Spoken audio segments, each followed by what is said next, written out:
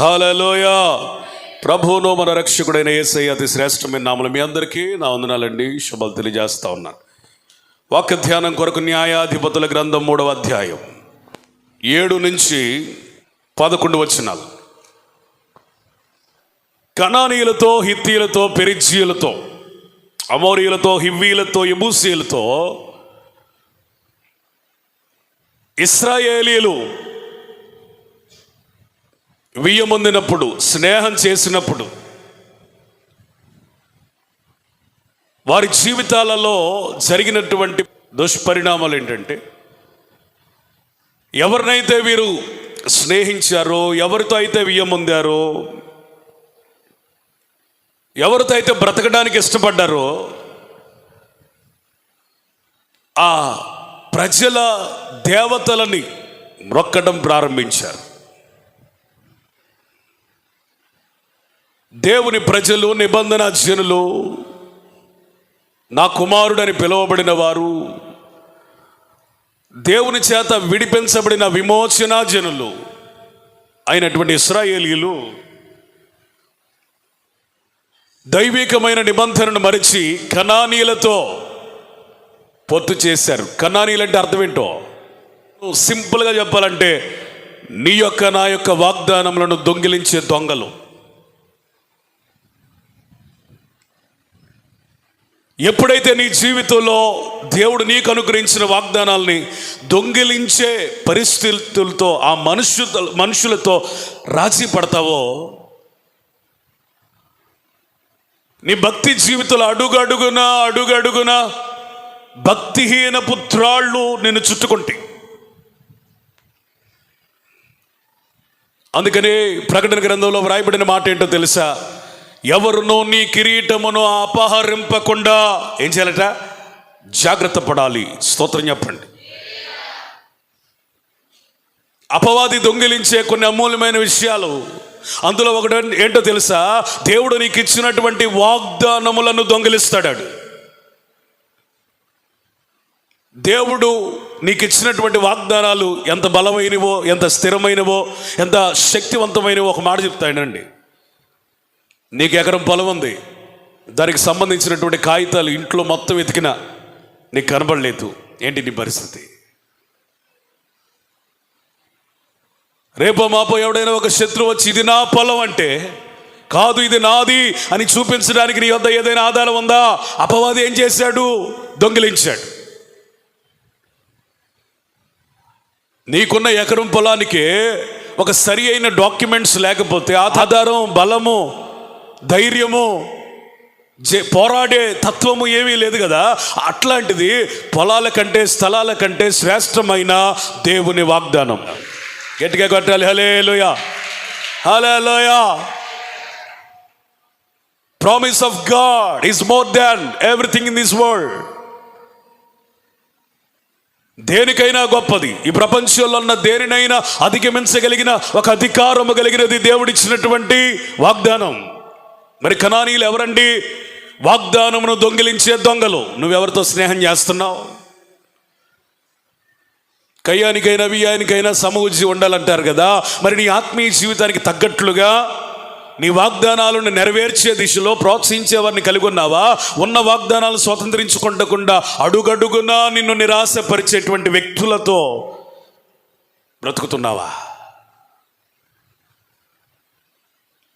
దైవిక రోషం కలిగిన వాళ్ళు సంవత్సరాలు మారిన, ఎన్ని సంవత్సరాలైనా వారి జీవితంలో దేవుడు చేసినటువంటి వాగ్దానాల్ని మరిచిపోరు. రోషం కలిగిన క్రైస్తవులకు ఉండవలసినటువంటి లక్షణం ఏంటో తెలుసా? నీ ఆత్మీయ జీవితంలో ఎన్నో కష్టాలు, నష్టాలు, శ్రమలు, ఇరుకులు, ఇబ్బందులు రావచ్చు, కానీ ఆయన చేసిన వాగ్దానం నువ్వు మరిచిపోకూడదు. యోసేపు జీవితంలో ఎన్నో ప్రతికూలతలు, మనుషుల ద్వారా, పరిస్థితుల ద్వారా. కానీ యోసేపుకి అంత బలం ఎట్లా వచ్చింది? అంత సహనం ఎట్లా వచ్చింది? అంత నిలకడగలిగి ఎలా ఉండగలిగాడు? అంత మనసుని ఎలా కుదుర్చుకోగలిగాడు?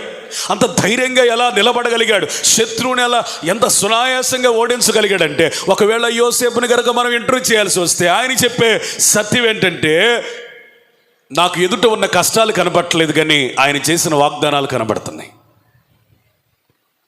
ఎదుట ఉన్న ప్రతికూలతలు కనబడట్లేదు, కానీ ప్రభావవంతమైన ఆయన వాగ్దానాలు కనబడుతున్నాయి. మనుషుల ఆటంకాలు నాకు కనబడట్లేదు, కానీ దేవుడే స్వయముగా నాకు ఇచ్చిన వాగ్దానాలు వినబడుతున్నాయి. అందుకే నేను ఇంత ధైర్యంగా ముందుకు సాగగలుగుతున్నాను, భక్తి చేయగలుగుతున్నానని యోసేపు చెబుతాడు.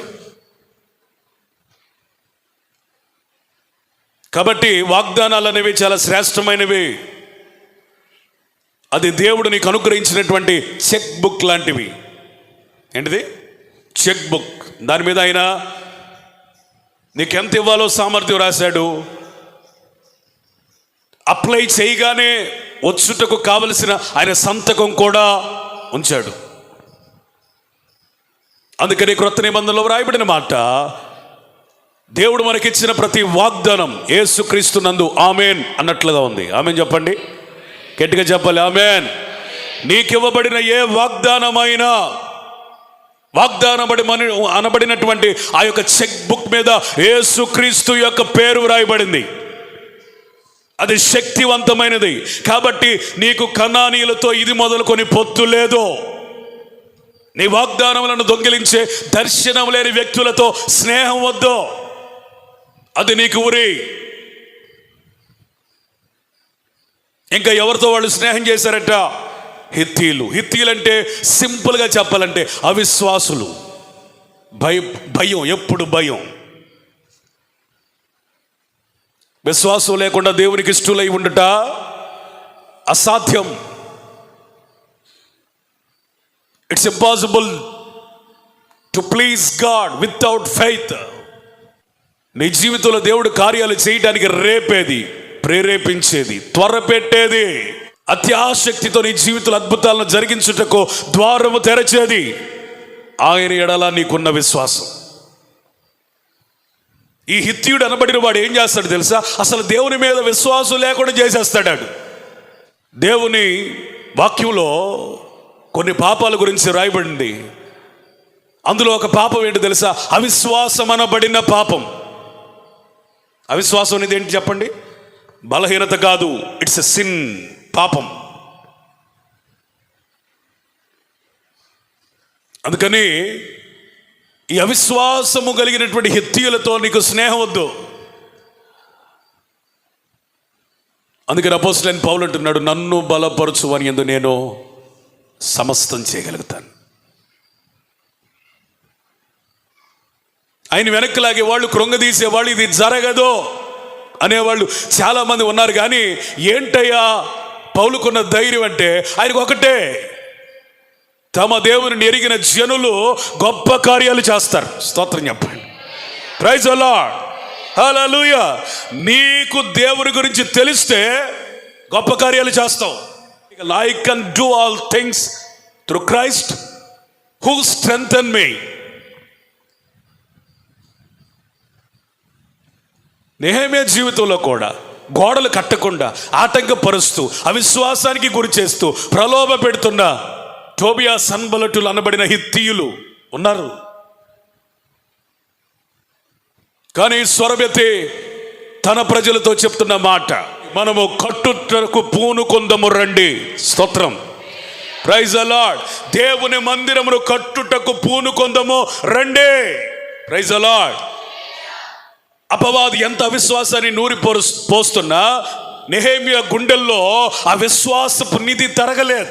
ఆయన మాట్లాడుతూ ఉన్నప్పుడు బలహీనమైన అవిశ్వాసులైన ఇక మన వల్ల కాదు అనుకుంటున్నటువంటి ఇశ్రాయేలుకి ఒక నూతన బలం వచ్చింది.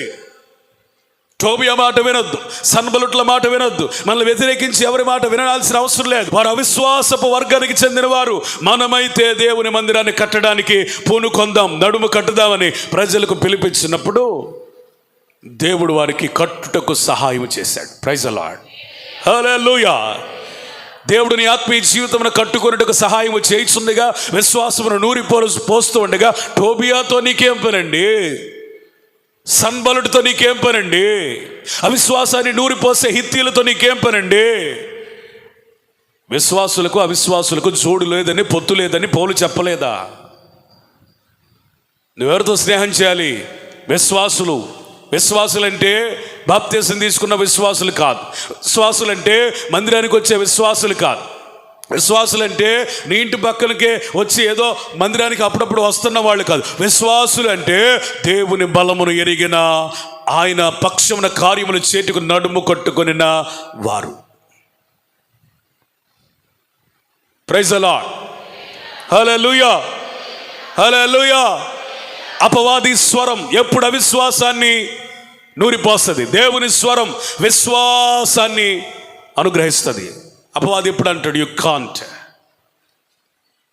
దేవుడు ఎప్పుడు అంటాడు యు కెన్, నువ్వు చేయగలవు. Praise the Lord. హల్లెలూయా.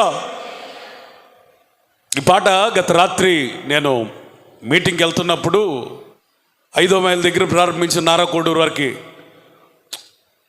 ఆ ధ్యానంలో ఉండగా నారాకోడూరు వెళ్ళేసరికి ఈ పాట మొత్తం దేవుడిచ్చేసాడు. నిషేధి రేయిలో నిరాశ మాయలో నిరీక్షణే లేని బ్రతుకు బాటలో నిజమైన వెలుగువై ఉదయించావు, నేనున్నా నీతో అని ఓదార్చావు. యేసయ్యా నా బలమా, నిన్నేనే ప్రేమిస్తున్నా. యేసయ్యా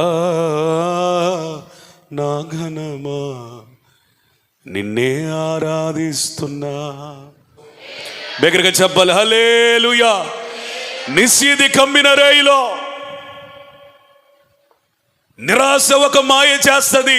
ఆ మాయ పేరు అవిశ్వాసం.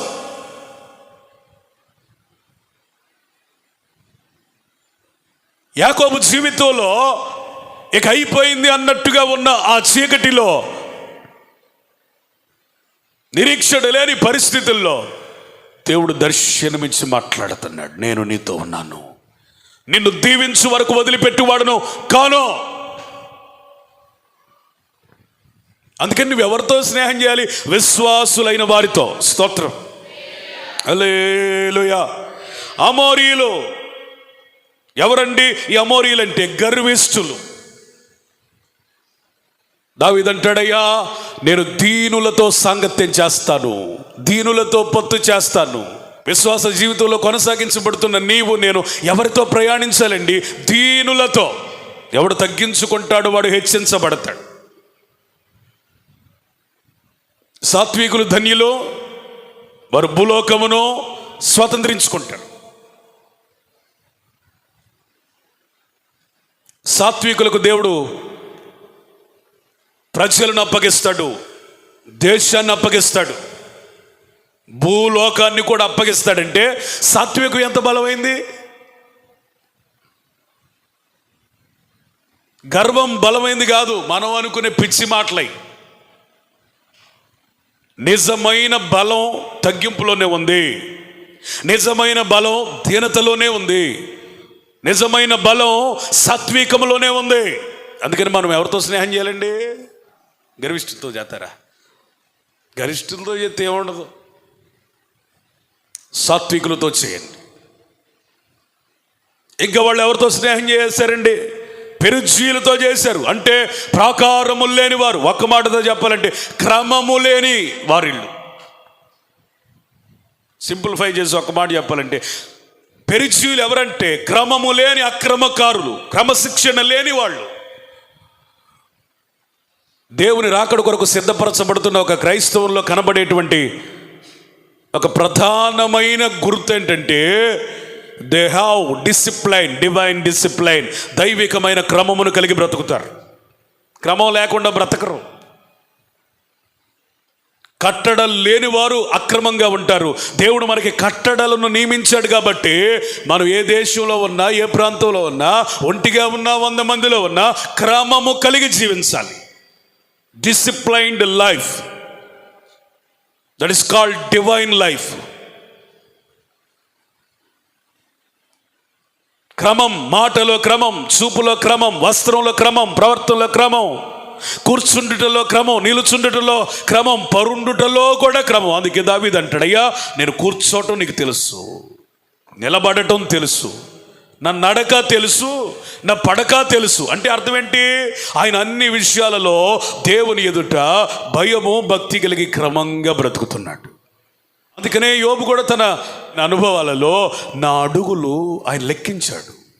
అడుగుల లెక్కించాడు. ఫోన్ ఉన్న వాళ్ళకి మీకు తెలుసా, కొంతమందికి తెలిసి ఉండొచ్చు, కొంతమందికి తెలియకపోవచ్చు. మీరు కనుక ఆ యొక్క మ్యాప్, లొకేషన్ అవన్నీ చూస్తే ఈ నెల మొత్తం, లేదా గత దినమంతా, లేదా గత వారం అంతా మీరు ఏ ఊరు వెళ్ళారో, ఎన్ని కిలోమీటర్లు మీరు ప్రయాణం చేశారో, మీరు లొకేషన్ ఆన్ చేసి కనుక మీ ఫోన్లో ఉంటే మీ చరిత్ర మొత్తం నీ ఫోనే చెప్పిద్ది. ఏ ఊరు వెళ్ళావో, ఎక్కడికి వెళ్ళావో, ఎన్ని కిలోమీటర్లు ప్రయాణించావో నీకు తెలియకుండా నీ ఫోన్ ఏం చేస్తుంది? లెక్కిస్తుంది. ఫోన్కే అంత అబ్జర్వేషన్ ఉంటే నీ జీవితం పట్ల దేవునికి ఎంత ఉండాలా? Hour God counts each and every step in your life. నీ జీవితంలో ప్రతి అడుగుని ఆయన లెక్కిస్తున్నాడు. అందుకని నువ్వు వేసే ప్రతి అడుగు కూడా ఎట్లుండాలంటే క్రమముతో. ఏది చేసినా క్రమముగా ఉండునుగాక. అది మన సంఘంలో కానీ, కుటుంబాల్లో కానీ, ఎక్కడైనా మనం ఏది చేసినా ఎట్లుండాలా? క్రమం లేనిదేంటి? అక్రమం. మరి అక్రమం చేసే వాళ్ళతో దేవుడు ముద్దుగా మాట్లాడతాడా? అసలు మీరెవరో నాకు తెలియదు, అక్రమము చేయవారులారా, మీరేం చేయాలా?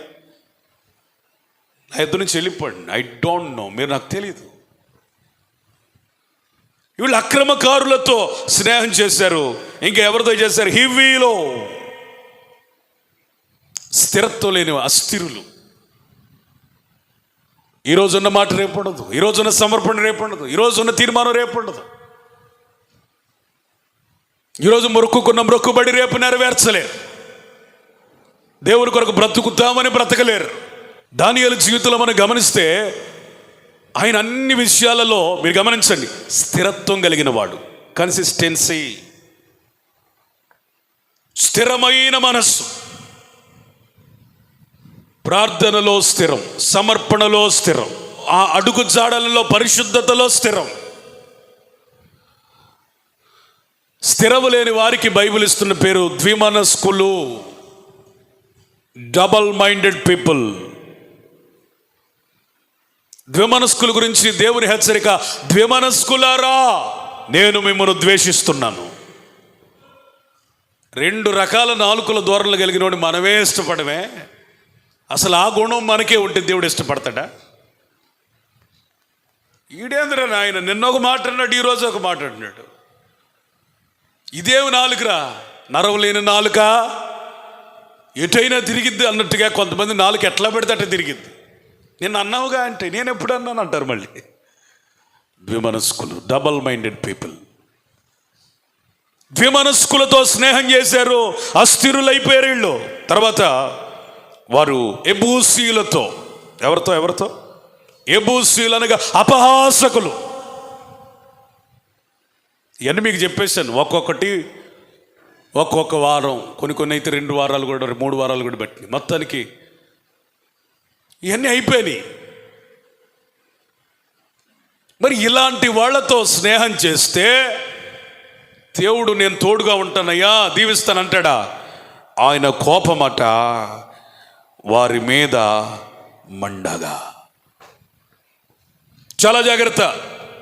ఇప్పుడు నేను ఏవైతే చెప్పానో అలాంటి వాళ్ళతో కనుక నువ్వు స్నేహం చేస్తే దేవుని కృప దిగి రాదు.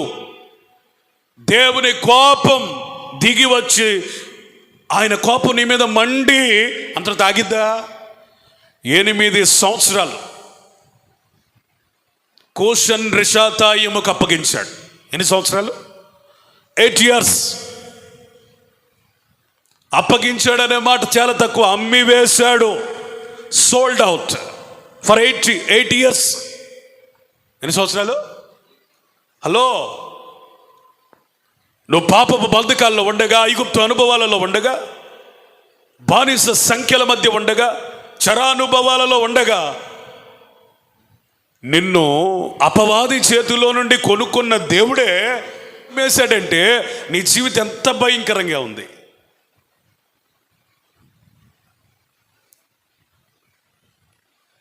నీ స్నేహాల విషయం జాగ్రత్త, నీ వ్యక్తిగత భక్తిని గూర్చి జాగ్రత్త, అప్రమత్తంగా ఉండు.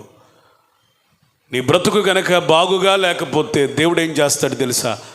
నిన్ను బానిసత్వానికి అప్పగిస్తాడు, శత్రువులకు అమ్మివేస్తాడు. శత్రువుల మీద జయం పొందవలసిన నీవు శత్రువులతో సాంగత్యం చేస్తే, అరే ఇదే నీ జీవితానికి బాగున్నట్టుంది, నేను వాళ్ళకి అమ్మేస్తున్నాను, ఒకసారి నేను గనక అమ్మితే నీ బ్రతికి ఎట్లా ఉంటుందో నీకు అర్థమైందని అమ్మేస్తాడు. విడిపించబడిన మనము తిరిగి అమ్మబడకూడదు. కానీ బైబిల్ ఒక మాట ఉంది, పరిశుద్ధాత్ముడు ఎక్కడ ఉంటాడో అక్కడ ఏముంటుందట? స్వాతంత్ర్యం. Praise the Lord. దేవుని ఆత్మ ఎక్కడ ఉండునో అక్కడ దేవుని స్వాతంత్ర్యం ఉంటుంది. వీరి మధ్య పరిశుద్ధాత్ముడు వెడలిపోయాడు కాబట్టి వారికి స్వాతంత్రం లేకపోగా బానిసలకు అప్పగించబడ్డారు, అమ్మివేయబడ్డారు. ఈరోజు నీకు స్థితి నీకు అర్థమవుతుందా? నీ బ్రతుకు యొక్క బంధకాలు నీకు అర్థమవుతున్నాయా?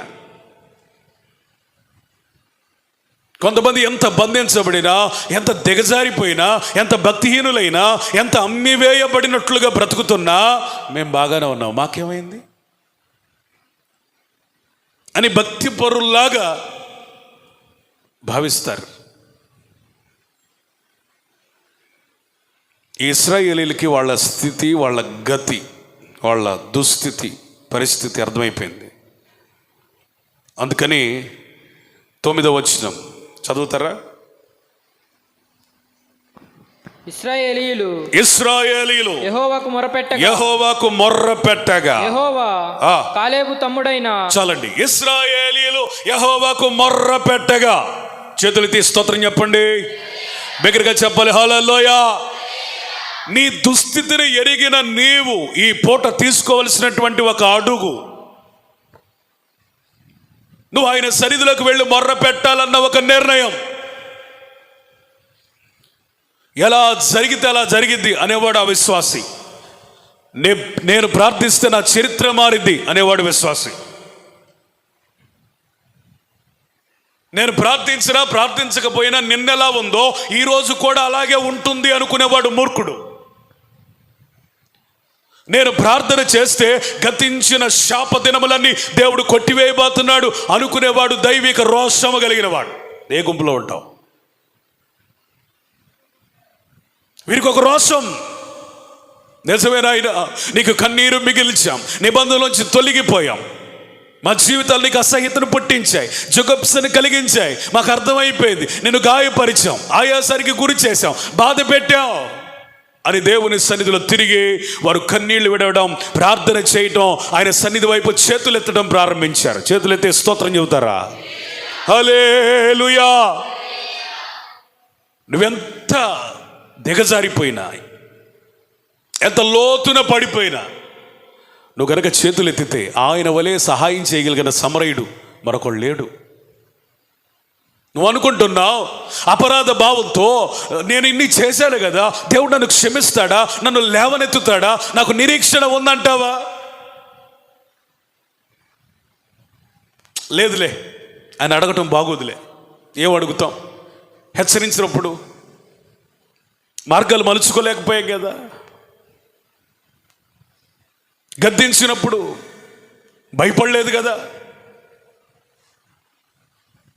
మార్గాన్ని చూపించినప్పుడు నడవడానికి ఇష్టపడలేదు కదా. ఏ ముఖం పెట్టుకొని నేను ప్రార్థన చేయాలి? ప్రార్థించడానికి కూడా ధైర్యం లేని పరిస్థితిలో నువ్వు దిగజారిపోయావు. కానీ ఇప్పుడు పరిశుద్ధాత్మ నీతో మాట్లాడుతున్న మాట ఏంటి తెలుసా? ధైర్యము కోల్పోయిన నీకు ప్రార్థనలు ఆలకించగలిగిన యేసునందు నీకు నిరీక్షణ ఉంది. చేతులైతే స్తోత్రం. హల్లెలూయా. నా నామమున మీరు ఏది అడిగినా నేను ఇస్తా. గతించిందేదో గతించిపోయింది, అయిపోయిందేదో అయిపోయింది. తిరిగి నీవు మొర్ర పెట్టగలిగితే తిరిగి నువ్వు కన్నీరు విడవగలిగితే నేను జోక్యం చేసుకుంటాను. హల్లెలూయా. నా పేరు పెట్టబడిన నా జనులు తమ్మును తాము తగ్గించుకొని కన్నీరు విడిచి ఆయన సన్నిధిలో ప్రార్థన చేస్తే ఆయన దేశమును బాగు చేస్తాడు. నువ్వు గనక తిరిగి ఆయన సన్నిధి వైపు తిరగగలిగితే, ఆయన వైపు చేతులు ఎత్తగలిగితే, కన్నీరు విడవగలిగితే నీ కుటుంబాన్ని ఆయన బాగు చేస్తాడు. నీ వ్యక్తిగత జీవితాన్ని ఆయన బాగు చేస్తాడు. మన సంఘాన్ని ఆయన బాగు చేస్తాడు. బలహీనమైన నిన్ను బలపరుస్తాడు. నిరీక్షణ లేని నీ బ్రతుకులో ఆయన నిరీక్షణ ఇస్తాడు. నిరాశ మాయలో పడిపోయి అవిశ్వాసం అయిపోయి ఇక దేవుని యొద్దకు నేను చేరలేను, ఏ ముఖంబు తోడ నేను వత్తు యేసునాదా నిన్ను గ్రోలా అని ఒక దైవజనుడు పాడినట్లుగా ఏ ముఖం పెట్టుకొని నేను నీ సన్నిధికి వచ్చేదయ్యా అనే స్థితిలో ఉన్న పరిశుద్ధాత్మనితో మాట్లాడుతున్న మాట. అన్ని సంవత్సరాలు దేవుని గాయపరిచిన వారు 8 సంవత్సరాలు అపవాదికి అప్పగించబడినప్పుడు, శత్రు కమ్మివేయబడినప్పుడు వారు దేవుని వైపు చేతులెత్తుతా ఉన్నారు. స్తోత్రం.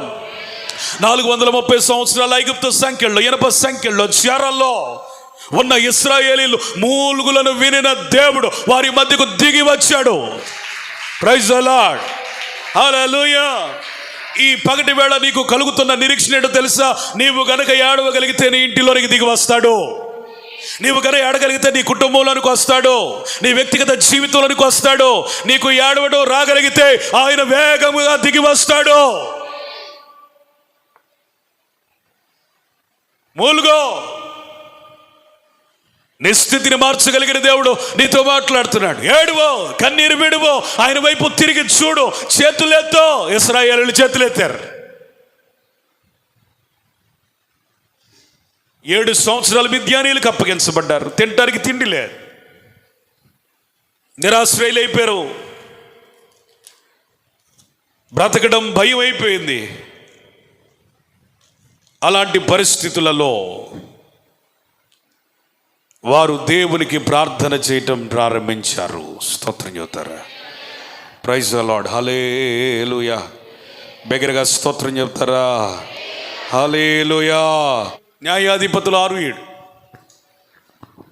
మిద్యానీయుల వలని బాధను బట్టి ఇశ్రాయేలీయులు యెహోవాకు మొరపెట్టగా. చాలండి, దేవునికి స్తోత్రం. మిద్యానీయుల వలన బాధ వలన ఇశ్రాయేలీయులు తిరిగి మొర్ర పెట్టారట. అపజయాలు పాలవుతున్నా ప్రార్థించాలని మనసు రావటం లేదే. భ్రష్ట మార్గాల్లో వెళుతున్నా కానీ ప్రార్థన చేయాలన్న హృదయం రావటం లేదే. నీ కుటుంబం నశించిపోతా ఉన్నా, నాశనం అవుతున్నా, దిక్కు తోచని పరిస్థితుల్లోకి వెళ్తున్నా ప్రార్థన చేయాలన్న మనసు నీకు రాకపోవట్లుంది. ఎంత భయంకరమైన వాతవేయబడిన మనస్సాక్షి. ఇప్పటి వేళ దేవుని సన్నిధిలో, అయ్యా ఈ కఠినమైన ప్రార్థన చేయని గుండెని తీసివేసి నా స్థితిని మార్చగలిగిన నీ వైపు మెత్తన చేయబడేటట్టుగా చేయవా. నన్ను ప్రార్థించగలిగితే కన్నీరు కార్చగలిగిన ఒక మెత్తనైన గుండెను, హృదయాన్ని దేవుడిస్తాడు. ఆయన రొట్టెనడిగితే రాయినిచ్చే దేవుడు కాదు, కానీ రాతి హృదయాన్ని మెత్తన చేసి నీ గుండెల్లో నుంచి కన్నీరు ధారాపాతంగా ప్రవహించి ప్రార్థించేటట్టుగా కృపనివ్వగలుగుతాడు. ఇశ్రాయేలీయులు మొర్రపెట్టారు. యోవేలు గ్రంథంలో అదే రాయబడింది.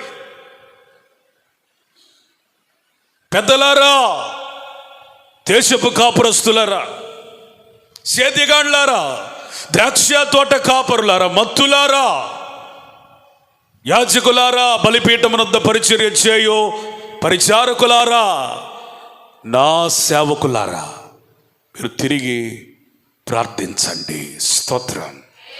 నా దేవుని సేవకులారా, ప్రే అగైన్. గతంలో ప్రార్థించావు, ఇప్పుడు మానేశావు, కానీ దేవునితో మాట్లాడుతున్న మాట ప్రే అగైన్. మళ్ళీ ప్రార్థన ప్రారంభించు.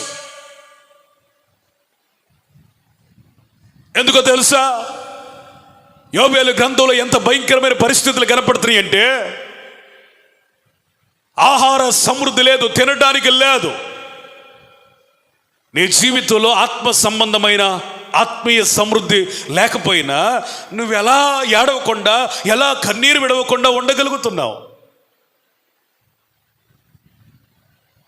ఎందుకు ఏడవాలండి, ఎందుకు ప్రార్థించాలండి అంటే, according to the book of Joel, యోవేలు గ్రంథం ప్రకారం మనకి ఆహారము లేనందున ఏడవాలి. తినడానికి కాదు, ఆత్మ సంబంధమైన ఆహారం లేనందున, భక్తి సంబంధమైన ఆహారము లేనందున, ఆత్మ సంబంధమైన సమృద్ధి లేనందు చేత, అయ్యా నాకు చాలినంత నేను భక్తి చేయలేకపోతున్నాను, చాలినంత పరిశుద్ధంగా ఉండలేకపోతున్నాను, చాలినంతగా ప్రార్థన చేయలేకపోతున్నాను, నాకు ఆత్మ సంబంధమైన ఒక సమృద్ధి కావాలని ఏడవగలగాలి. ఎందుకు ఏడవాలి? క్రొత్త ద్రాక్షరసము మీ నోటికి రావటం లేదే. ద్రాక్షరసము బలముకు సాదృశ్యం. ఎందుకంటే యెరూషలేములో నుండి యెరికోకు దిగిపోయే వ్యక్తికి, సొమ్మసిలిన వ్యక్తికి, కొర ప్రాణముతో విడిచిపెట్టబడిన వ్యక్తికి తన ద్రాక్షరసము చేత సమరయుడు ఏం చేశాడు? నూతన బలమునిచ్చాడు. స్తోత్రం, ప్రైజ్ ది లార్డ్. నూతన బలం ఇచ్చాడు. ద్రాక్షరసము దేనికి సాదృశ్యం? New strength. సంఘాలలో బలం తగ్గిపోయింది, విశ్వాసుల్లో బలం తగ్గిపోయింది, అభిషక్తులలో బలం తగ్గిపోయింది. ఇప్పుడు సంఘానికి ఏమి కావాలంటే న్యూ స్ట్రెంగ్త్. యెహోవా కొరకు ఎదురు చూచువారు చెప్పండి, నూతన బలం. If you wait on God, you receive new strength. నువ్వు దేవుని మీద ఆనుకుంటే, ఆధారపడితే, ఎదురు చూస్తే నూతన బలం పొందుతావు. నూతన బలం లేదు. దేవుని మందిరం దగ్గర ఉన్నాడు కానీ అతని కాళ్ళు నిలబడుటకు శక్తి లేదు, బలమే లేదు. పేతురు యోహానులు ప్రార్థన సమయానికి మందిరానికి వెళుతుండగా, మాకేమీ లేదు కానీ యేసు నామంలో మేము ప్రకటిస్తున్నాం లే అనగానే వాడు చీలమండలు నూతన బలము పొందాయి. స్తోత్రం. పేతురు యోహానులు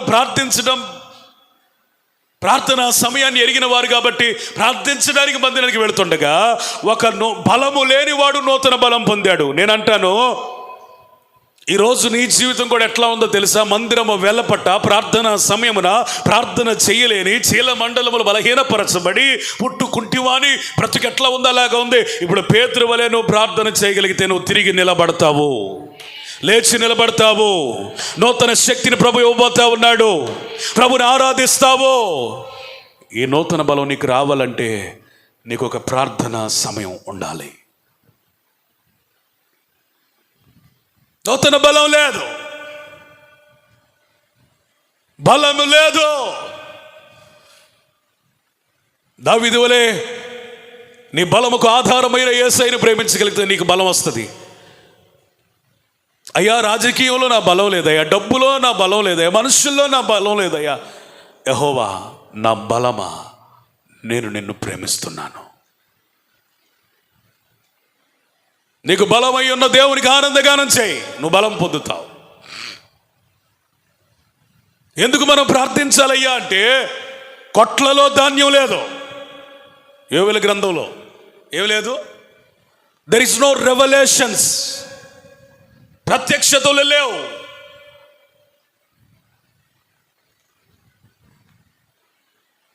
దేవుడు వ్యక్తిగతంగా నీతో మాట్లాడుతున్నాడా?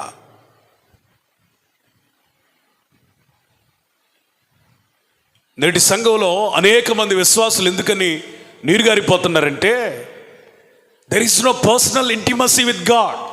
దేవుడితో వారికి వ్యక్తిగతమైన సాన్నిహిత్యం లేదు. ఏంటంటే ప్రత్యక్షత?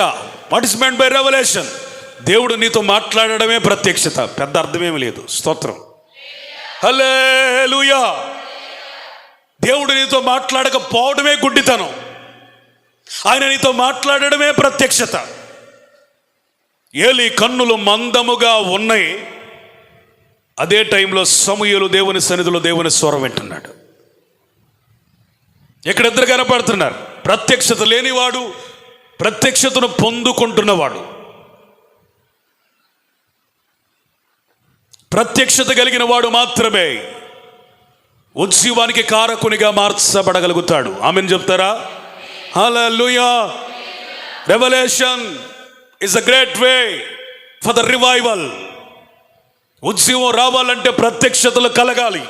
అది సేవకుడికైనా విశ్వాసికైనా ప్రత్యక్షత అంటే ఏమి లేదు, మర్మాలు ఇవి కాదు. ప్రత్యక్షత అంటే దేవుడు నీతో మాట్లాడుట, ఆయన నీతో స్వయంగా ముచ్చటించుట. నాకు చాలా ఇష్టమైన మాట, ఆయన నీకు ఆలోచన చెప్పి నడిపిస్తాడు. That is called revolution. అదే ప్రత్యక్షత.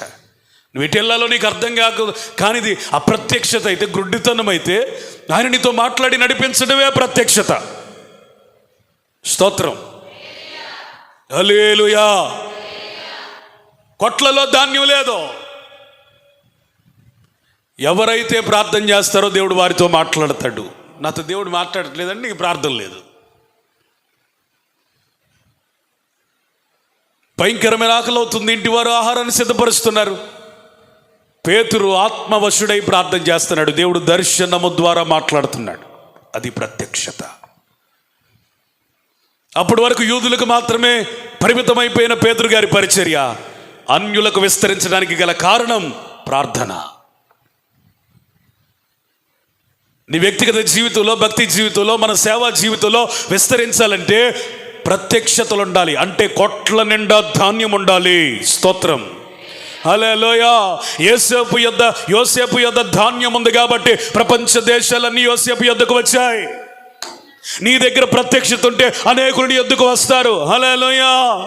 పాళ్యములో ఎక్కడ చూసినా ఓ మన్నానే ఉంది అంటే అర్థం ఏంటో తెలుసా? ఆ కొట్లన్నీ ధాన్యము చేత, మన్నా చేత నింపబడ్డాయి. ఇక మన్నా తప్ప ఇంకొకటి లేదు. కొట్లు ధాన్యముతో నింపబడిన అనుభవం మనకి వచ్చునుగాక. పాళెము మన్నాతో నింపబడిన అనుభవం మనకు వచ్చునుగాక. అపోస్తుల కార్యముల గ్రంథంలో యెరూషలేమంతా వాక్యముతో నింపబడిందట. చప్పట్లు కొట్టి దేవునికి స్తోత్రం, హల్లెలూయా. ఎందుకండి మనం దేవుని వైపు తిరగాలంటే కొట్లు ఆ ఖాళీ అయిపోయినాయి. ఇంకెందుకండి మనం ప్రార్థన చేయాలంటే గానుగలలో తైలము లేదు, అభిషేకం లేదు, ఆత్మాభిషేకం. అందుకు ప్రార్థించాలి. ప్రతిదినమని అభిషేకాన్ని కాపాడుకొనున్నట్లుగా ఆ దిశలో నువ్వు ప్రతిదినమని అభిషేకాన్ని గట్టిగా పట్టుకుని ఏం చేయాలి? ప్రార్థన చేయాలి. నువ్వు అభిషేకంలో విస్తరించుదువుగాక. వీళ్ళకున్న అభిషేకం అయిపోయింది, ఎండిపోయింది. గానుగులు ఎండిపోయి డ్రైనెస్, ఎండిపోయిన అనుభవం. కానీ దావీదు అంటాడు, నా గిన్నె నిండి పొర్లుచున్నది. Fullness in spirit in life of David. దావీదు జీవితంలో ఫుల్నెస్ కనబడుతుంది. యోవేలులో ఇశ్రాయేలు జీవితంలో ఎంప్టీనెస్, డ్రైనెస్ కనపడుతుంది. ప్రార్థించేవాడు నిండుకొండలాగా అభిషేకముతో తొణికిసలాడతాడు. ప్రార్థించేవానికి దేవుడు అభిషేకం తక్కువ చేయడు. నువ్వు ఆత్మీయ స్థాయిలో దిగజారుతున్నావంటే ప్రార్థనలో దిగజారుతున్నావని అర్థం. ప్రార్థన తగ్గితే అభిషేకం తగ్గింది. నువ్వు ప్రార్థన చేస్తే అభిషేకము క్రమక్రమముగా. ఇస్సాకు జీవితంలో పోరాడినట్లుగా నీ అభిషేకాన్ని దొంగిలించడానికి శత్రువు ఎప్పుడు ప్రయత్నం చేస్తూ ఉంటాడు. అయినను నువ్వు విసుగక పట్టుదలతో నీ అభిషేకాన్ని కాపాడుకున్నట్లుగా త్రవ్వాలి. అదే మోకాళ్ళ అనుభవం. ఇస్సాకు ఆ విధంగా త్రవ్వాడు కాబట్టి జలలు కలిగిన ఓటలు. స్తోత్రం, ప్రైజ్ ద లార్డ్. దాని పేరు బెయేర్షెబా.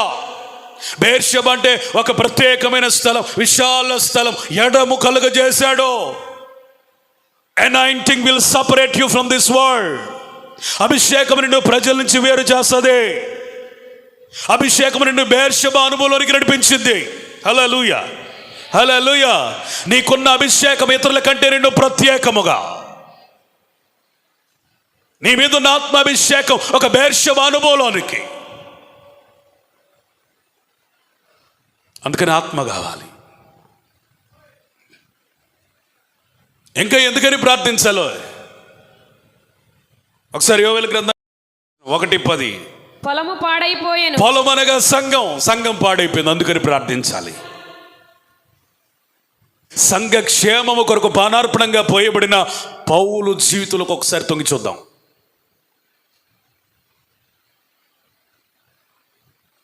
విలాపవాక్యంలో వ్రాయబడినట్లుగా అనేకులు బలహీనులు అవుతా ఉన్నారు. మనం ఏం చేయాలి? మనం హృదయాన్ని కృమ్మరించాలి. ఆమేన్.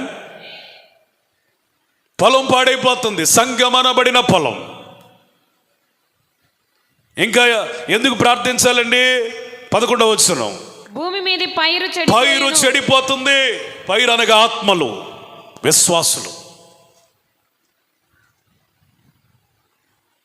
అందుకని మనం ప్రార్థించాలి. పడిపోతున్న విశ్వాసం చూసి అపహాస్యం చేయొద్దు, అవహేళనకు చేయొద్దు. దానికి ప్రతిగా వారి కొరకు భారం ఎత్తి ప్రార్థన చేద్దాం. ఓడిపోతున్న ఇశ్రాయేలును చూసి మోషేకి నవ్వు రాలేదు, కానీ మరింత భారం పెరిగింది. అందుకని చేతులెత్తి ప్రార్థిస్తున్నప్పుడు ఇశ్రాయేలీలు గెలిచారు. ఇక చేతులెత్తలేని పరిస్థితుల్లో నా వల్ల కాదు అని కూర్చోలేదు, కానీ హూరు అహరోనుల సాయం తీసుకొని ఇశ్రాయేలీలు గెలిచేంత వరకు, అమాలేకులు సమూలముగా నశించేంత వరకు చేతులు దించలేదు. స్తోత్రం, ప్రైజ్ ది లార్డ్. ఎందుకో తెలుసా? పైరు ఎండిపోతుంది. ఇంకా ఎందుకని ప్రార్థించాలి? అదే 1వ అధ్యాయంలో 10వ వచనం, భూమి అంగలార్చుచున్నది, ధాన్యము నశించెను, క్రొత్త ద్రాక్షారసము లేకపోయెను, తైల వృక్షములు అంటే అర్థం అభిషేకించబడిన ఆత్మ పున్నులు, అభిషిక్తులు, spirit filled man of God. అభిషిక్తులే ఎండిపోతే ఇక తైలం ఎవడిస్తాడండి? నేటి సంఘాలలో ఏమి కొరబడిందయ్యా అంటే, విశ్వాసుల సంగతి పక్కన పెడితే అసలు నడిపించే పాస్టర్కి అభిషేకం లేని పరిస్థితులు. తైల వృక్షములే ఎండిపోతే అలా ప్రజలు ఆత్మీయతలో నడిపించబడతారు. అందుకని మీరేం చేయాలో తెలుసా? ఆత్మ పూర్ణులైన వారి తీవ్రత తగ్గకూడదని ప్రార్థించాలి. తైల వృక్షములు వాడిపోకూడదని ప్రార్థించాలి. హల్లెలూయా. గత రాత్రి తెనాలి ఆన్లైన్ ప్రేయర్కి వెళ్ళాను. అక్కడ కూర్చోగానే అంత నెగటివ్ స్పిరిట్ పనిచేస్తుంది. ఎక్కడ అనుకూలత కనపట్ల, ప్రతికూలతే ఉంది. ఎక్కడ ఉద్యోగం లేదు, నిరుద్యోగం కనపడుతుంది. నాకు నియమించబడిన కుర్చీలో కూర్చొని ప్రార్థన చేసిన తర్వాత మనసులో ఈ విధంగా అనుకున్నాను, ఏంటి ప్రభువా, ఇంత సిద్ధపాటు కలిగి ప్రార్థన పూర్వకంగా నేను వస్తే ఈ పరిస్థితులు ఇక్కడ ఉన్నాయి. నేనేమి చెప్పాలి? అసలు నేను చెప్పేది వీళ్ళకి నాటిద్దంటావా? నా వాక్యానికి ఏమైనా స్పందిస్తారా? అసలు వీళ్ళు ఏమి ఇక్కడ ప్రతికూలంగా కనపడుతుందని నేను మనసులో అనుకుంటుంటే పరిశుద్ధాత్మ నాతో మాట్లాడుతుంది, అంతా బాగుందని నిన్ను ఇక్కడికి పిలిచానా? నేను ఇక్కడ ఏమీ లేదనే కదా నిన్ను పిలిచాను అన్నాడు. అంతే. ఆ మాటను గట్టిగా పట్టుకొని నేను నిలబడి ప్రసంగిస్తే సంఘ పెద్దలు, దైవజనులు, ఆడవారు అందరూ కూడా సంఘమంతా దేవుని పాదాల మీద పడి ఏడవడం, ప్రార్థన యొక్క విలువను ఎరగడం ప్రారంభించారు. యేసయ్యకి మహిమ కలుగునట్లుగా చేతులెత్తి చప్పట్లు కొట్టి స్తోత్రం చెల్లిద్దాం. Praise the Lord. హల్లెలూయా. నేనైతే నిరుత్సాహపడ్డాను, నా వల్ల కాదని అనుకున్నాను, కానీ దేవుని వాక్యం సెలవిస్తా ఉంది, ఎండిపోయిన సంగములను తడపబడినట్లుగా తైల వృక్షముల మలవాలే. తైల వృక్షములు అనబడిన వారు వాడిపోవడానికి వీలు లేదు, నిరాశపడడానికి వీలు లేదు, నా వల్ల ఏమీ కాదనటానికి లేదు. అసలు నీ డ్యూటీయే తైలం ఇవ్వటం. స్తోత్రం, ప్రైజ్ ది లార్డ్. యేసు ప్రభు గురించి వ్రాయబడిన మాట, ఎండిన భూమిలో లేత మొక్క. స్తోత్రం. ఉజ్జీవము కొంచెమైనా కానరాని ఎండిపోయిన సంఘాలలో ఒక తైల వృక్షము వలె నీవు మొలుచుదువుగాక.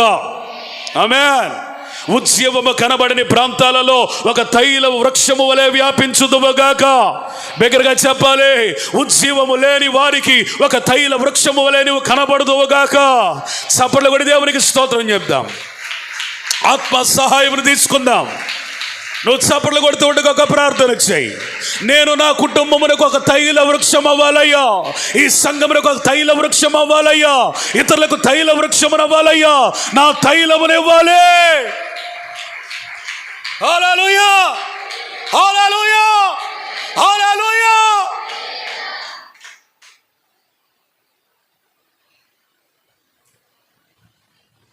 తైల వృక్షం ఎండిపోయినందుకని ప్రార్థించాలి.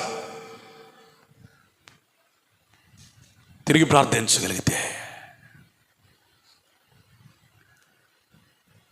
ప్రార్థించగలిగితే ఇశ్రాయేలు మొరను వినిన దేవుడు, న్యాయాధిపతుల గ్రంథంలో ఇశ్రాయేలీల మొరను వినిన దేవుడు, యోవేలు గ్రంథంలో తన ప్రజల మొరను వినిన దేవుడు, తప్పిపోయిన కుమారుడు తిరిగి ప్రార్థన చేస్తే అతని మొర్రను కూడా విని తిరిగి తన ఇంటికి చేర్చిన దేవుడు ఈవేళ తిరిగి నిన్ను కట్టగలడు. స్తోత్రం చెప్పండి. ఎప్పుడైతే వారు మొర్ర పెట్టారో దేవుడు ఒత్నీయేలును నియమించి రక్షించెను. స్తోత్రం. ఏం చేశాడట? ఒత్నీయేలును నియమించి రక్షించెను. అప్పుడు వరకు ఒత్నీయేలు అనేవాడు ఎక్కడున్నాడో తెలియదు. ఎప్పుడైతే ఇశ్రాయేలును ప్రార్థించాడో దేవుని నియామకం అతని మీదకి వచ్చింది. స్తోత్రం. రక్షించే సామర్థ్యం అతనికి కలిగింది. హల్లెలూయా. నేను అంటున్నాను, ఇప్పుడు వరకు నువ్వు ప్రార్థన సరిగ్గా చేయలా. కొంతమందికి అయితే అసలే లేదు, కొంతమంది క్రమముగా లేదు. నువ్వు ప్రార్థన చేస్తే అలనాడు ఇశ్రాయేలీయులకి ఒత్నీయేలును రక్షకునిగా నియమించినట్లుగా ఈరోజు మన రక్షకుడైన యేసయ్య నీ జీవితంలోనికి దిగి వస్తాడు. స్తోత్రం చెప్పండి. ఒత్నీయేలు అనగా చెప్పండి, దేవుని సింహం. వారికి దేవుని సింహం, దేవుని యొక్క సింహం ఇవ్వబడ్డాడు. మన విషయంలో జరిగిన గొప్ప విషయం చెప్పనా? వాళ్ళకైతే దేవుని యొక్క సింహం, మనకైతే దేవుడే సింహం. స్తోత్రం చెప్పండి. ఆయన పేరు యోధా గోత్రపు కొదమ సింహం. హల్లెలూయా, హల్లెలూయా. సంతోషంగా చెబుదాం. యేసు లేని నీ ఇంటిలోనికి యేసు రావాలంటే నువ్వు ఆయన వైపు చేతులెత్తాలి, కన్నీరు విడవగలగాలి. అయ్యా నీవు కావాలి అని అడగాలి. వాళ్ళు కన్నీటిని చూచిన దేవుడు ఒత్నీయేలును నియమించాడు, రక్షించాడు. స్తోత్రం. Praise the Lord. ఎవరైతే ప్రార్థిస్తారో వారికి దేవుడు ప్రభువుగా ఉంటాడు. ఎవరైతే ప్రార్థిస్తారో వారికి యేసయ్య రాజుగా ఉంటాడో, ఎవరైతే ప్రార్థిస్తారో వారికి ఆయనే న్యాయాధిపతిగా. విధవరాలి గురించి వ్రాయబడిన ఉపమానముల గురించి యేసయ్య ఇస్తున్న సారాంశం ఏంటంటే, ఏర్పాటు చేయబడిన వారు దివారాత్రమును తనకు మొర్రపెట్టగా వారికి న్యాయము తీర్చాడా. ఏ విషయంలో అన్యాయం అయిపోయావో నాకు తెలియదు, కానీ దేవుడు నీతో మాట్లాడుతున్న మాట, మనుషులు నీకు అన్యాయం చేయొచ్చు, కానీ నువ్వు ప్రార్థిస్తే దేవుడు నీకు న్యాయాధిపతిగా దర్శనమిచ్చి న్యాయము తీరుస్తాడు. Praise the Lord. ఉద్యోగ విషయంలో అన్యాయం అయిపోయావా? వ్యాపార విషయంలో అన్యాయం అయిపోయావా? బ్రతుకు బాటలు అన్యాయం అయిపోయావా? భక్తి జీవితంలో బలహీనమై అన్యాయం అయిపోయావా? ఎక్కడ ఏ మనిషి ద్వారా నువ్వు అన్యాయం అయిపోయావా? రోగము నిన్ను అన్యాయం చేస్తుందేమో, ఏ పరిస్థితులు నిన్ను అన్యాయం చేస్తాను, ఎక్కడ నువ్వు ఎదగకుండా అన్యాయం ఏలుబడి చేస్తుందో యేసు నామములో ప్రతి విధమైన అపవాది బలాత్కారము ఈ పగటి వేళ కూల్చివేయబడి దేవుడు నీకు న్యాయము చేయరుగాక. ప్రార్థన అన్యాయం అయిపోయిన బ్రతుకులలో న్యాయాన్ని చిగురింపచేస్తుంది. ప్రార్థన దేవుడే న్యాయాధిపతిగా దిగివచ్చేటట్లుగా చేయగలిగింది. ఆమేన్. Praise the Lord. ప్రార్థించిన వారికి ఆయన వారికి లేదా ఒత్నీయేలు ఏర్పాటు చేసి రక్షించాడు. ఈ రోజైతే ఆయనే మనకి రక్షకుడిగా ఉంటాడు. ఆమేన్. స్తోత్రం. Praise the Lord. లోక సువార్త 4వ అధ్యాయం 18వ వచనం. బీదలకు సువార్త ప్రకటించుటకై ఆయన నన్ను అభిషేకించెను. చెరలోనున్న వారికి విడుదలను, గ్రుడ్డి వారికి చూపును కలుగునని ప్రకటించుటకును, నలిగిన వారిని విడిపించుటకును, ప్రభువు హితవత్సరము ప్రకటించుటకును ఆయన నన్ను పంపియున్నాడు. దేవునికి స్తోత్రం. Praise the Lord. ఎందరైతే ప్రార్థన చేస్తారో వారికి దేవుడు ఇస్తున్న ఆశీర్వాద వరాలు ఒకటేంటో తెలుసా? పేదలకు సువార్త. నెంబర్ 1, యేసు ప్రభుని రక్షకుడిగా ఎవరైతే పొందుకుని ఉంటారో వారికి దేవుని వాక్యము దొరికింది. స్తోత్రం చెబుతారా? Praise the Lord. ఆయన నీకు లేకపోతే వాక్యం లేదు. వాక్యం లేకపోతే నీ జీవితం లేనట్టే. తిరిగి నువ్వు ప్రార్థించగలిగితే పోగొట్టుకొనిన ప్రత్యక్షతలు ఇస్తాడు. 10 వెండి నాణ్యములు కోల్పోయినా ఉన్న ఒక స్త్రీ 1 వెండి నాణ్యాన్ని పోగొట్టుకుని శ్రద్ధగా వెతికిందట. తిరిగి దొరికిందా లేదా? సంతోషంగా మీ ఇరుగు పొరుగు వారికి చూయించింది. Praise the lord. ఈరోజు నీకు సువార్త అనే నాణ్యం పోయింది. కారణం అంటే యేసయ్యే లేడు నీ జీవితంలో. ఆయన గనక నీ జీవితంలో రక్షకునిగా ప్రత్యక్షమైతే మొదట నీ జీవితంలో చేసేది ఏంటి తెలుసా? స్వార్థ విషయంలో భేదమైన నీకు, అనగా వాక్యము కరువైపోయిన నీకు తిరిగి వాక్యము ఇస్తాడు. స్తోత్రం. ఆయనే వాక్యమై దిగి వస్తాడు. హల్లెలూయా.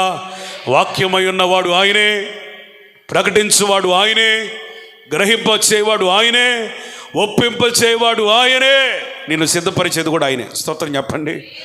అసలు వాక్యం లేకపోతే నీకు చెప్పండి ఏమీ లేనట్టే. You have nothing. అందుకని ఆయనే అలనాడు ఒత్తినియేలు దిగి వచ్చినప్పుడు వారికి రక్షణ వచ్చింది. ఈరోజు యేసయ్య దిగి వస్తే నీకు వాక్యం వస్తుంది. రెండవది ఏంటి చెప్పండి? ఆయన నన్ను అభిషేకించను, చెరలోనున్న వారికి విడుదల. ఏ చెర? పాపపు చెర, అప్పుల చెర, నిందల చెర, రోగపు చెర, బాధల చెర, అవమానపు చెర. ఏ చెరో నాకు తెలియదు. యేసు ప్రభు నీ జీవితంలోకి వస్తే ఆయన చెరలో ఉన్న నీకు విడుదల, విడుదల, విడుదల, విడుదల. స్తోత్రం.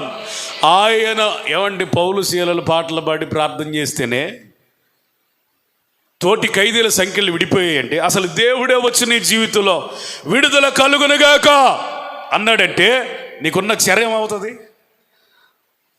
చెరలో నుంచి నువ్వు బయటకు వచ్చేస్తావు. హల్లెలూయా. ఎక్కడ సంఘం అత్యాసక్తితో ప్రార్థన చేస్తా ఉంటే ఆ చెరలోకి దేవదూత దిగొచ్చాడు. కమ్ అవుట్, బయటికి రా. ఎక్కడ వీరు పాటలు పాడుతూ ఉంటే వీరు కాదు, మొదటిగా ఇతరులు వీరి ద్వారా విడుదలయ్యారు. స్తోత్రం.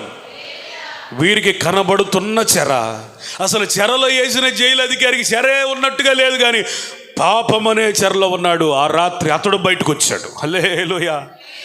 కనబడని ఏ చెరలో నుంచైనా నీవు ఈ పూట బయటికి వచ్చుదువగాక, విడుదల కలుగునగాక. ఆయన గ్రుడ్డివారికి చూపును, బేదలకు సువార్త, చెరలో ఉన్న వారికి విడుదల, గ్రుడ్డివారికి చూపు. అవిశ్వాసం అనే గ్రుడ్డితనం, వేషధారణ అనే గ్రుడ్డితనం, ప్రత్యక్షతలు లేని గ్రుడ్డితనం. ఏ గుడ్డితనమైనా మత సంబంధమైన గ్రుడ్డితనం, ఇహ సంబంధమైన దేవత అనబడిన అపవాది కలిగించే, అంటే వాక్యం అర్థం కాకుండా చేసే, సువార్త ప్రకాశము వారి మీదకి రాకుండా చేసే గ్రుడ్డితనం. ఏ గ్రుడ్డితనమైనా ఈరోజు దావీదు కుమారుడా నన్ను కరుణించు అనగలిగితే ఆయన నీకు చూపును తిరిగి ఇస్తాడు. స్తోత్రం చెప్పండి. Praise the Lord. హల్లెలూయా. చాలా మందికి కళ్ళు ఉన్నాయి కానీ ఏమి లేవు. చెప్పండి అమ్మా. చూపు లేదు. There is no sight. Eyes ఉన్నాయి, సైట్ లేదు. ఈ గుడ్డోళ్ళకు కూడా ఏంటి? కళ్ళు ఉన్నాయి కానీ ఏమి లేవు, చూపు లేదు. అందుకని అక్కడ వ్రాయబడిన మాట, దేవుడు వారికి చూపునిచ్చాడు, కన్నులు ఇవ్వలేదు. స్తోత్రం చెప్పండి. Praise the Lord. గుడ్డి వారికి ఏమనిస్తాడట? చూపు. నీ కళ్ళు ఉన్నాయి, చూస్తున్నావు అనుకుంటున్నావు. నీకేం చూస్తున్నావు నీకేం అర్థం కావట్లా. ఏం చూడాలో అర్థం కావట్లా, ఏం చూడకూడదో అర్థం కావట్లా. దావీదు వెలిగించబడిన నేత్రములు కలిగినవాడు ఎట్లా అంటాడు? అయ్యా, చెడుతనమును చూడకుండానట్లు నా కళ్ళను త్రిప్పివేయే. ఏది పడితే అది చూసే మనస్సు కలిగిన వాడు ఈ మాట అనలేడు, కానీ చూపుతో ఒక నిబంధన కలిగిన వాడు, వెలిగించబడిన నేత్రములు కలిగిన వాడు, దర్శనము కలిగిన వాడు ఇట్లా అంటాడు.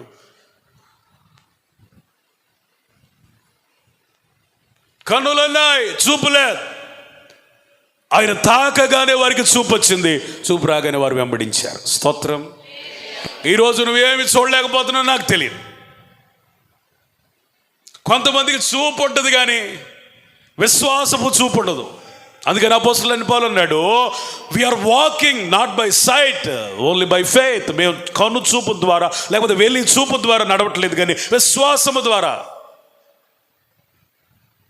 ప్రవక్త యొద్ద ఉన్న శిష్యునికి శత్రువు కనపడినంత స్పష్టంగా దేవుని సైన్యం కనపట్ల. చూపు బాగానే ఉంది అని అనుకుంటున్నాడు కానీ ఏం కనపడుతుంది? ఆడికి కనిపించే అన్నీ కూడా అవిశ్వాసమే. జరగదు, అవ్వదు, మన వల్ల కాదు, అన్నీ అవిశ్వాసమే. ఆడికి కనిపించే అన్నీ అయ్యే. మనం వాళ్ళని జయించలేవరన్నా ఆయన మిడతల్లాగా ఉన్నాం. మన వాళ్ళ దృష్టికి బలాఢ్యులరా, బాహుబలులరా, మనం జయించలేము. అమ్మో అమ్మో అమ్మో అమ్మో పర్వతాల్లాగా ఉన్నారు. వాళ్ళ దృష్టికి మనం చాలా మిడతల వల్లే ఉన్నాం, మన వల్ల కాదు. కానీ దేవుని చేత అభిషేకించబడి కనులు తెరవబడిన వాడు యెహోషువ వలె, కాలేబు వలె మాట్లాడతాడు. స్తోత్రం. ఆయన మన యందు సంతోషించిన ఎడల హల్లెలూయా మనము వారిని జయించుదుము. హల్లెలూయా మనకు శక్తి చాలును. ఈ మాట మీరు అనాలని కోరుకుంటున్నాను. మనకు శక్తి చాలును అని చెప్పండి. పెద్దగా చెప్పాలి, నీరసంగా కాదు. 1 2 3 అంటాను, మనకు శక్తి చాలును అని చెప్పాలి. 1 2 3 పెద్దగా యుద్ధనాదంలాగా వినపడదు. మనకు శక్తి చాలును. ఎందుకంటే బలమైన దేవుడు మన నేత్రాలు తెరిచాడు. వారు ఎంత బలిష్ఠులైనా బలాఢ్యులైనా వారి దృష్టికి మనం మిడతల వల్లే ఉన్నా మనలో ఉన్నవాడు వారి కంటే బలవంతుడు. స్తోత్రం. హల్లెలూయా. 6 మూరల జానుడున్న గొలియాతుకి ఇశ్రాయేలీయులు అందరూ కూడా చిన్నోళ్ళలా కనిపించారు. ఆ దేశంలోనే ఎత్తడిగా ఉన్న సౌలు కూడా భయపడ్డాడు.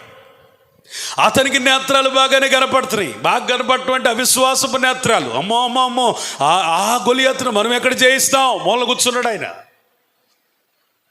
సైన్యం అంతా సతికిలు పడిపోయింది. ఆ సైన్యంలోనికి వచ్చాడు ఒక బొడ్డోడు, ఒక స్మాల్ బాయ్. రే ఏంట్రా నేను కుక్కలాగా కనపడుతున్నానా? దావీదు అంటాడు, నేను అన్నానా? నువ్వే అనుకున్నావు. సరే నువ్వు అన్నావు కదా, అదే కన్ఫర్మ్ చేసుకో.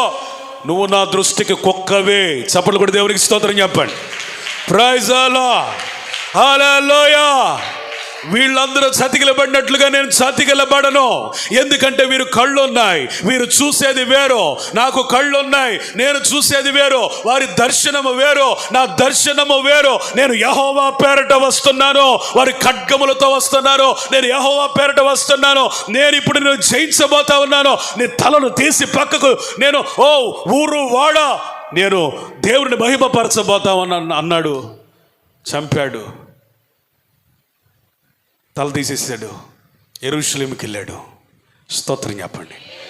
వీడిని చూశాను మీరు భయపడింది. ఈ గొలియాతుని చూశాను మీరు భయపడింది.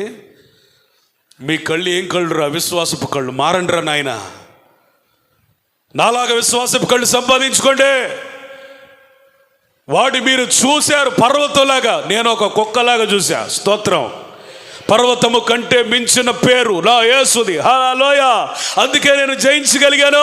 స్తోత్రం చెప్పండి.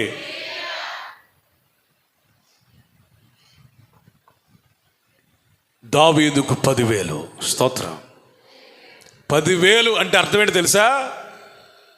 ఇక అది పీక్ అన్నమాట. 10,000 అనే మాటకు అర్థం ఏంటి తెలుసా? అంతకంటే గొప్పది లేదు. అందుకని పాతకాలంలో ఒక సామెత ఉంది, ఆ మాట అన్నావు సార్లే 10,000 అంటారు. 10,000 అంటే స్పీక్. ఇక దావీదుకు 10,000. నువ్వు ఎంత హెచ్చించబడతావంటే నీ దర్శనం ఎంత పెరిగితే నీ ఘనత అంత పెరిగిద్ది. స్తోత్రం. నీ విశ్వాసపు దృష్టి ఎంత పెరిగితే నీకు మహిమ అంత పెరిగిద్ది. హల్లెలూయా. నువ్వు ఎంత శత్రువుని చులకన చేయగలిగితే, ఎవరు నీ శత్రువు? అపవాది. వాడిని ఎంత తక్కువగా నువ్వు చూడగలిగి దేవుడిని ఎంత ఎక్కువగా చూడగలిగితే దావీదుకి ఇచ్చిన ఘనత ప్రభు నీకు అనుగ్రహించునుగాక. గ్రుడ్డి వారికి చూపును, నలిగిన వారిని విడిపించుటకు. ఎవరు ప్రేమించట్లేదని నలిగిపోయావా, విరిగిపోయావా? మన దేవుడికున్న ప్రత్యేకత,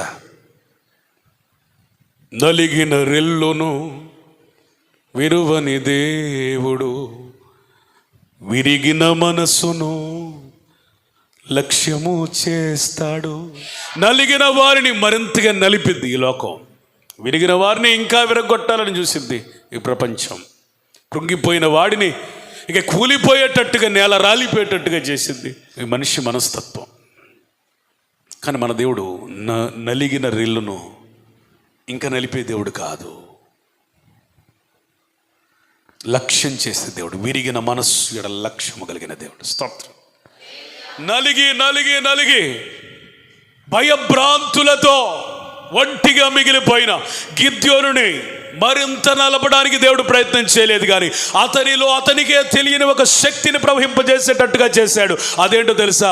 పరాక్రమము కలిగిన బలాఢ్యుడా. స్తోత్రం. హల్లెలూయా. నలిగిన వాడిని నలపడానికి ఇష్టపడే దేవుడు కాదు, కానీ నలిగిన వాడిని బలాఢ్యునిగా మార్చడానికి ఇష్టపడే దేవుడు. హల్లెలూయా. నలిగిన వాడిని మరింత నలిపే దేవుడు కాదు. నలిగి నలిగి నలిగి నిరీక్షణ లేని పరిస్థితుల్లో కృంగిపోయి ఉంటుండగా హాగరును లక్ష్యం చేసిన దేవుడు. నలిగిపోయి 12 సంవత్సరాల నుంచి మరణ దినమును ధ్యానిస్తున్న ఆ రక్తస్రావము కలిగిన స్త్రీని ఘనపరిచిన దేవుడు, బలపరిచాడు. Praise the Lord. ఏ పరిస్థితిలో నలిగిపోయావో నీ ప్రాణమును దేవునికి అప్పచెప్పుకో, నీ ఆత్మను దేవునికి అప్పచెప్పుకో, నీ దేహమును దేవునికి అప్పచెప్పుకో, నీ బ్రతుకును ఆయనకి అప్పచెప్పుకో. ఈరోజు నలిపి పరిమళింప చేయగలిగిన దేవుని చేతిలో నువ్వు రా. విరిచి ఆశీర్వదించగలిగిన దేవుని చేతిలోనికి నువ్వు రా. Praise the Lord. హల్లెలూయా. 19వ వచనంలో లోక 4:19 ప్రభువు హితవత్సరమును ప్రకటించుటకు నీకు హితవత్సరము ప్రకటించబడును గాక. హితవస్త్రం అంటే అర్థమయ్యే భాషలో చెప్పాలంటే, ఇప్పుడు నేను బైబిల్ స్టడీలో చెప్తాను, కానీ ఈ పూటకి మీకు అర్థం కావాలంటే విడుదల సంవత్సరం. నువ్వు ఏ ఏ విషయాల్లో విడుదల లేకుండా ఉన్నావో దేవుడు హితవత్సరమును ప్రకటించునుగాక. హితవస్త్రం అంటే అర్థం ఏంటి తెలుసా? ఎన్నో సంవత్సరాల క్రితం అన్యాక్రాంతమైన భూములకు ఆ ఇశ్రాయేలీయులకు ఒక సంవత్సరం ఉంది. ఆ సంవత్సరం లోపు వీళ్ళు ఏం చేయాలో తెలుసా? వీరి ఆస్తులను విడిపించుకోవాలి. ఇశ్రాయేలీయులకు ఉన్న గొప్ప లక్షణమో కట్టడో దేవుడు వారికి ఇచ్చినటువంటి నియమమో ఏదైనా కావచ్చు, కానీ వారు తమ పిత్రార్జితమును అమ్మరు. ఆయా కష్టాలు నష్టాలను బట్టి తాకట్టు పెడతారు. అందుకనే వాళ్ళకు ఒక కట్టడం ఉంది, హితవత్సరం. అంటే అర్థం ఏంటి తెలుసా? వాడి భూమిని అప్పు చేశాడని, డబ్బు చెల్లించట్లేదని లాక్కునే అధికారం ఎవడికి లేకుండా దేవుడు చేశాడు. స్తోత్రం చెప్పండి. నువ్వు బలహీనుడు అని తెలుసు, కానీ నిన్ను దోచుకునే అధికారం దేవుడు ఎవరికి ఇవ్వలా. దాని పేరే ఇయర్ ఆఫ్ యాక్సెప్టెన్స్, తిరిగి నువ్వు పొందుకునే సంవత్సరం. హల్లెలూయా. ఇయర్ ఆఫ్ రిస్టరేషన్, తిరిగి సంపాదించుకునే సంవత్సరం, విడుదల చేసుకునే సంవత్సరం, నీ సొంతం చేసుకునే సంవత్సరం, స్వతంత్రుడు అయ్యే సంవత్సరం. Praise the Lord. That is called year of acceptance. హితవత్సరం. హితము అనగా మంచిది, నీకు మేలు చేసే దినములు ప్రభు ఇవ్వబోతున్నాడు. విడుదలవ్వాలి. హల్లెలూయా. నువ్వు దేనికి దాసురాలు అయ్యావో నాకు తెలియదు, వాటన్నిటికీ విడుదల కలుగునగాక. ఎంత ప్రార్థన చేస్తే దేవుడు వారిని రక్షించాడు. రక్షించిన తర్వాత వారి పక్షమున న్యాయాధిపతిగా మారి యుద్ధమునకు బయలుదేరాడు. స్తోత్రం. హల్లెలూయా. చెప్పాలంటే చాలా విషయాలు ఉన్నాయి, కానీ ముగించడానికి ఇష్టపడుతున్నాను. యుద్ధం నీ పక్షమున యుద్ధం చేసే దేవునికి నీ వ్యాజ్యాలు అప్పచెప్పు. యుద్ధము యెహోవాదే, పగ తీర్చుట ఆయన పని. ఈ పోరాటములో ఆయనే నీకు జయమిస్తాడు. వారి పక్షమున సైన్యాధిపతిగా, న్యాయాధిపతిగా యుద్ధానికి బయలుదేరగా ఎవరి చేతిలో 8 సంవత్సరాలు అమ్మబడినట్లుగా ఉన్నారో ఆ కూషన్ రిషితాయము చేతిలోంచి వారిని అందరినీ విడిపించాడు, ఆ రాజుని ఓడించాడు. 10వ వచనం. యెహోవా ఆత్మ అతని మీదకి వచ్చిన గనుక అతడు ఇశ్రాయేలీయులకు న్యాయాధిపతి అయి యుద్ధమునకు బయలుదేరగా యెహోవా ఆరామ్నహారయిమును రాజైన కుషానిశ్రితాయిమును అతని చేతికి అప్పగించెను. అతడు కుషానిశ్రితాయిమును జయించెను. అప్పుడు 40 సంవత్సరములు దేశము నెమ్మది పొందెను. స్తోత్ర. దేవుని ఆత్మ చేత నింపబడిన ఒత్నియేల్ న్యాయాధిపతి అయి యుద్ధానికి బయలుదేరిన ఒత్నియేల్. Praise the Lord. హల్లెలూయా. నీ పక్షమున పోరాడుటకు సిద్ధపడుతున్న దేవుడు, బంధించబడిన నిన్ను విడిపించడానికి సిద్ధపడుతున్న యేసయ్య, నువ్వు జయించలేవని, ఓడిపోతావని, నీ వల్ల కాదని, సామర్థ్యం చాలదని, నీ బలము చాలదని ఎరిగిన దేవుడు, ఆయనే నీకు బలమును ఇచ్చునుగాక. స్తోత్రం. అపోస్తలుల కార్యాలలో ఒక మాట ఉంది, ఎవరైతే ఆత్మను పొందుకుంటారో వారు శక్తిని పొందుతారు. Praise the Lord. ఈయన కూడా ఆత్మను పొందుకున్నాడు, అధికారమును పొందుకున్నాడు. ఈయన కూడా ఆత్మను పొందుకున్నాడు, పోరాటమును నేర్చుకున్నాడు. ఈయన కూడా ఆత్మను పొందుకున్నాడు, యుద్ధానికి బయలుదేరాడు. ఆత్మను పొందుకున్నాడు, కోషన్ రిషాతాయి మనగా శత్రువును ఓడించాడు. హల్లెలూయా. ఈ పూట మీరు వింటున్నారా? ఆత్మ పొందినవాడే జయించుటకు శక్తిని పొందినవాడు. హల్లెలూయా. ఆత్మ పొందినవాడే యుద్ధానికి వెళ్ళగలిగిన ధైర్యశీలి. ఆత్మను పొందినవాడే అపవాదిని ఓడించగలడు. ఇతను ఆత్మను పొందాడు, జయించాడు, ప్రజలు విడిపించాడు. అక్కడ వ్రాయబడిన మాట, 40 సంవత్సరాలు దేశము నెమ్మది. స్తోత్రం. నీ జీవితంలో యేసయ్య యుద్ధం చేయటం ప్రారంభిస్తే ఆయన షాలేము రాజుగా, ఏ రాజు అండి? సమాధానపు రాజు, కింగ్ ఆఫ్ పీస్. ఆశ్చర్యకరుడు, ఆలోచనకర్త, నిత్యుడగు తండ్రి, బలవంతుడైన దేవుడు, సమాధానానికి అధిపతి, కింగ్ ఆఫ్ పీస్, శాంతి రాజు, షాలేము రాజు, సమాధాన రాజు.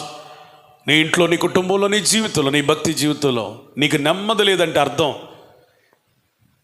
దేవుడు నీ పక్షమున పోరాటం లేదు, నువ్వు పోరాడుతున్నావు. శరీర సంబంధమైన పోరాటం అది, కానీ ఆత్మ చేత నింపబడి పోరాడు. స్తోత్రం. నీకు నెమ్మది దేవుడిస్తాడు. హల్లెలూయా. శరీర సంబంధమైన పోరాటం గలిబిలినిస్తే, ఆత్మ సంబంధమైన పోరాటం నెమ్మదిని. ఇశ్రాయేలు గురించి హోషేయ గ్రంథం 12వ అధ్యాయం 5వ వచనంలో రాయబడిన మాట, అతడు శరీర సంబంధిగా ఉన్నప్పుడు అన్న యొక్క మడమను పట్టుకున్నాడు, కానీ ఆత్మ సంబంధమైన జీవితంలోకి వచ్చినప్పుడు తోతతో పోరాడాడు. స్తోత్రం. తద్వారా మనుషులతో, దేవునితో పోరాడాడు.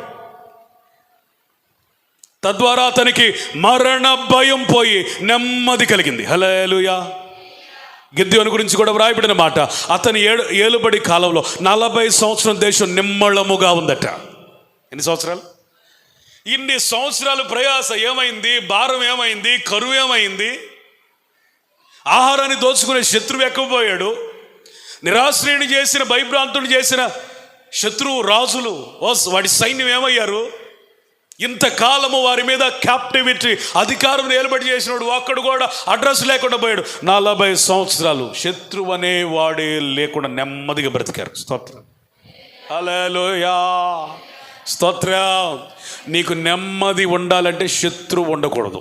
ఆమేన్. శత్రువు అంటే చెప్పండి, మీ అత్త కాదు. శత్రువు అంటే నీ తోడు కోడలు కాదు. శత్రువు అంటే బద్ధ శత్రువైన వాడు కాదు. శత్రువు అంటే నీకు సమాధానం లేకుండా చేస్తున్నా అది ఏదైనా అపవాది. వాడు వాడాలి అంటే నువ్వు ఆత్మ పొందుకోవాలి. హల్లెలూయా. ఆత్మ పొందుకుంటే చాలు నీకు శక్తి వస్తుంది. బలం ఉన్నవాడు ఏం చేస్తాడు? ఎప్పుడు యుద్ధం యుద్ధం అంటాడు. దేవుని ఆత్మ చేత నింపబడి బలం పొందిన మనం ఎప్పుడూ అపవాదికి భయపడం, వాడితో పోరాడడానికి ఇష్టపడతాం. Praise the Lord. పోరాటం అంటే ఇప్పుడు భయపడుతున్నాం, కానీ ఆత్మ చేత నింపబడితే నీకు పోరాటం ఒక ఆటగా దేవుడు మార్చేస్తాడు. దేవుని ఆత్మ చేత నియమించబడి నిబంధన చేయబడిన ప్రజలైన ఇశ్రాయేలీలు, నాకు తెలిసి 430 సంవత్సరాల్లో వాళ్ళు యుద్ధం నేర్చుకున్నారా? ఇటుకలు నేర్చుకున్నారా? బలం పొందారా? బానిసత్వం చేశారండి.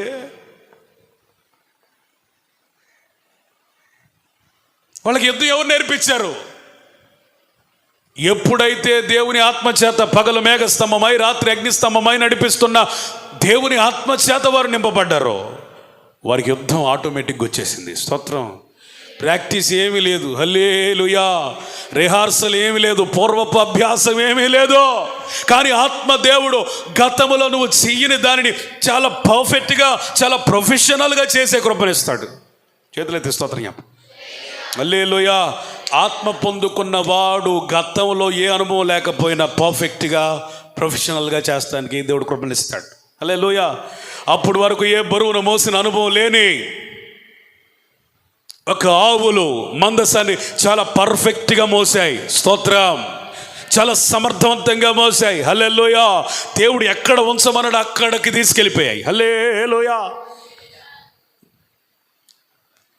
You need no perfection,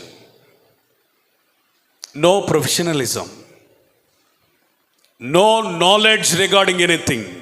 you only need holy spirit. పరిశుద్ధాత్మ ఒక్కడిని నువ్వు పొందుకుంటే నీకు అనుభవం వచ్చింది, అభిషేకం వచ్చింది, పరిపూర్ణత వచ్చింది, అన్నీ వచ్చేస్తాయి. స్తోత్రం చెప్పండి.